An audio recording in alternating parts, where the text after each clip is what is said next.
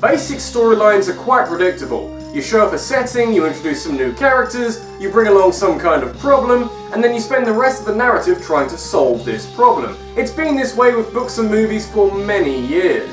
What video games allow you to do is to access a whole new world of possible final outcomes.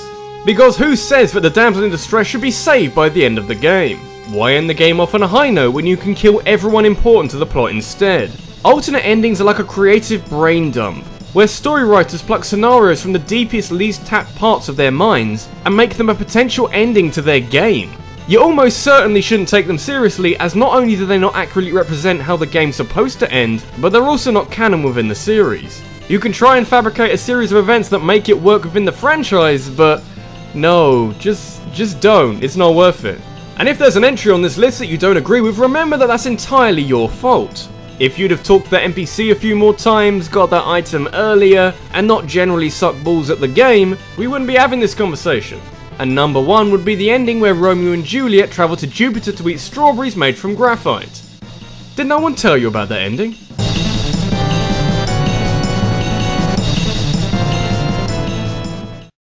Time limits in video games are stressful. If you like to meander through games at your own pace, having a restriction on how long you can do this can really keep you on your toes. Most games that have time limits throw them alongside racing sections or a scenario where a time constraint makes sense. Just a quick burst to make gameplay a tad more frantic. But if you really want to stretch out your comfort zone, you could always try playing a game with a constant time limit. If you're thinking realistically, every video game should probably have an overall time limit. If you're rescuing someone, you'd only have so much time to do so. Often games forego this option to make the adventure a little bit less chaotic, but there are still games out there that will offer you up a timed adventure. And obviously, it is possible to fail the whole game.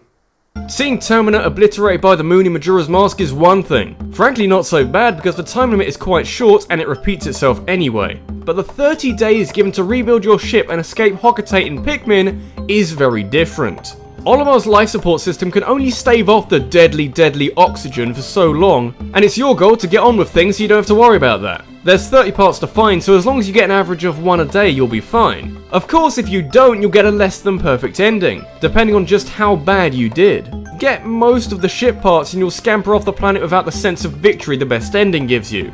But get less than 25 parts, and Olimar will desperately try and escape with what he's got, only for the engine to explode and for the ship to crash down on the planet again. The Pikmin will then carry Olimar's dead, unconscious, E for everyone, so we'll just say resting body to one of the onions and turns him into a Pikmin. It's such a bizarre alternate ending, which really would be a kick in the teeth if you had worked hard on this game. But if Olimar survived being turned into a Pikmin, then he might have just been saved. Maybe Olimar will have a better understanding of the Pikmin now he's being converted into one. Maybe he can usher in a new wave of Pikmin dominance on planet Hocotate.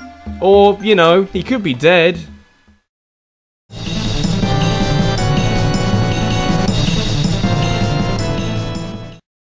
As much as we like to heap praise on insane characters in video games, true insanity does come with some drawbacks. I mean, okay, it promotes unpredictability and wild changes in actions and moods, but it also brings along an awful lot of danger. If that insane person is one of your allies, you don't really know what they're going to do next.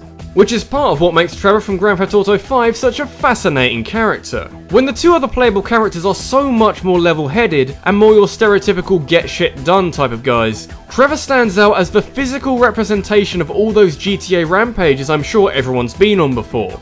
You know, the idea that you're presented with a huge open world, lots of cars to drive, lots of guns to shoot, and nearly endless possibilities. I'm sure you'd go a little nuts too. And so, come the end of the game's story, Franklin is given 3 options by the bad guys. He can either kill Michael, not really a good option because Michael's a nice guy, got a family, even Trevor won't speak to you if you go through with it. Try and take out all the bad guys at once, the game's best and most satisfying ending, or you could go down maybe the smartest route and kill Trevor.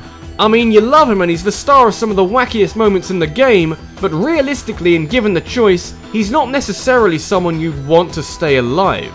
And so Franklin meets up with Trevor, pulling out a gun on him, causing Trevor to escape to a nearby oil field, only for him to crash into an oil tanker, wreck his truck, and cover himself in something flammable. 1 bullet later and the game's most interesting character is put down.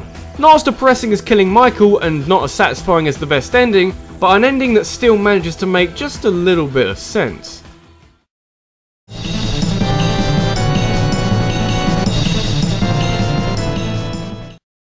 As soon as your game starts having more than, say, 3 or 4 different endings, we start getting into separate degrees of success or failure at the end of the game. More than just a good, bad and normal ending, now every other action you take can have a say on what kind of ending you end up with.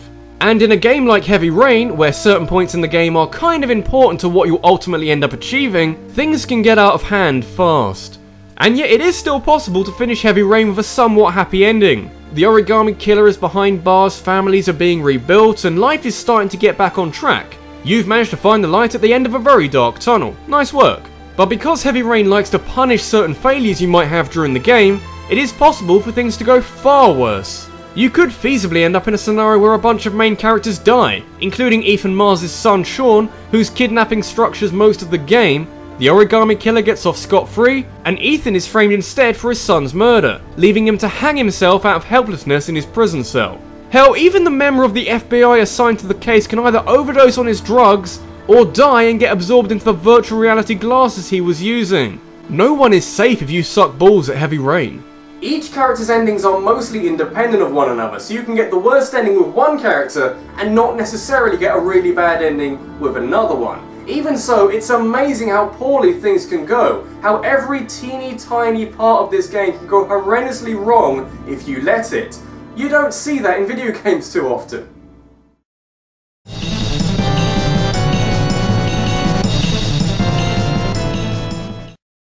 Shortcut endings are a beautiful thing. You don't actually need it in your game for it to be successful. We don't devalue Super Mario 64 because you can't finish it in 10 minutes. But it shows how creative the developers are willing to be for a tiny little option that very few people are going to see. The small option that allows you to listen to what the bad guy says. Because when you get down to it, maybe the bad guy isn't so bad after all. I mean, sure, his soldiers might attack your tour bus and take you and your friend hostage, but Far Cry 4's Pagan Min is still pretty formal. We get a selfie, some introductions, and a sweet meal of crab rangoon. And I love me some crab rangoon. Whatever the fuck that is. Pagan Min then takes your friend away to be tortured because he was texting at the table. Seriously, don't do that. And you're left alone long enough to escape the compound and begin your adventure, filled with elephant riding, hand gliding, and leading the rebel movement against Pagan Min. But, I don't know, I still want to find out what's so good about this crab rangoon. If you wait at the table for about 10 minutes of real time instead of fleeing, Pagan Min will return from his torture escapades, praise you for being a gentleman, mention the crab rangoon again because I'm sure it's good shit, and then take you away to do what you came here to do. Scatter your mother's ashes in somewhere called Lakshmana, which is actually the name of your deceased half-sister, but you chose the shortcut ending, you don't get details, leaving you to join Pagan Min in his chopper to finally shoot some goddamn guns. It's short, it's pretty sweet, and it's actually a more satisfying ending than pouring a dozen hours into dethroning Pagan Min, instating the Golden Path Resistance in his place only to find out that they're even more tyrannical than Pagan. I'm here to shoot guns and eat foreign delicacies, and I'm all out of crab rangoon.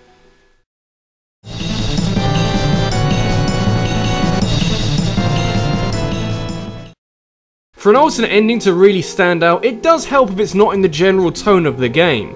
Optional endings like in GTA 5 fit the theme of the game, but if you're really looking for a creative explosion of story writing, something that is not going to be taken too seriously or considered even remotely canonical, you could do literally anything you want. There's this general theme when trying to explain the unexplainable. It applies to real-world mysteries that are so far unsolved by the usual scientific and investigative means. When you run out of valid justifications, you turn to aliens to try and find a solution. We don't understand those guys. Must have been some kind of alien abduction. Aliens can explain the unexplainable, right? And yet we find ourselves in a situation where aliens did it is not the wackiest reasoning on the menu.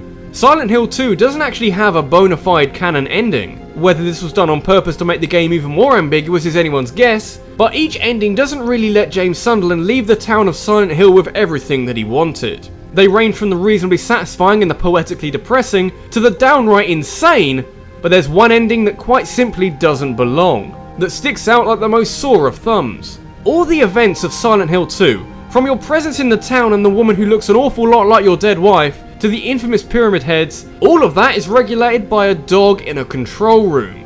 I mean, come on, how did you not see that coming? It's like one of those murder mysteries where the solution may seem odd, but the clues are all there. You've just got to look in the right places. Seriously though, Silent Hill 2's dog ending comes literally out of nowhere. It's almost like Konami's way of saying, hey guys, you know we're Japanese. Let me show you more vividly because we got a dog controls everything ending we need to put in a game somewhere. It's so strange that it almost fits with the theme of Silent Hill 2. Granted, it's a game that's unsettling for other reasons, so it's hard to expect a normal ending. But if you saw this kind of twist coming, you're going to need to spend many sessions on someone's sofa. This has been RabbidLuigi, and remember that Silent Hill 2 doesn't have a canonical ending. There is no single ending that sets up the later games in the franchise. That means, to a certain extent, that all the endings are equally valid. There is a scenario where the dog ending is the true ending to Silent Hill 2. People of the internet, if you haven't done it already, you know what you need to do.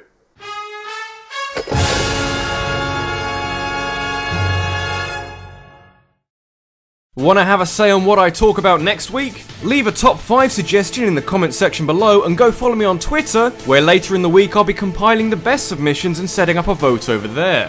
Thanks for watching guys, and I'll see you in the next one.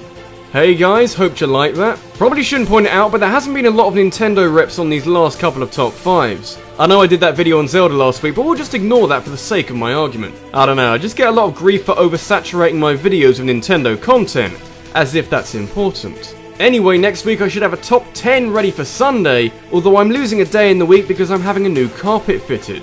Updates will be on Twitter and Facebook like always because carpet is fucking exciting.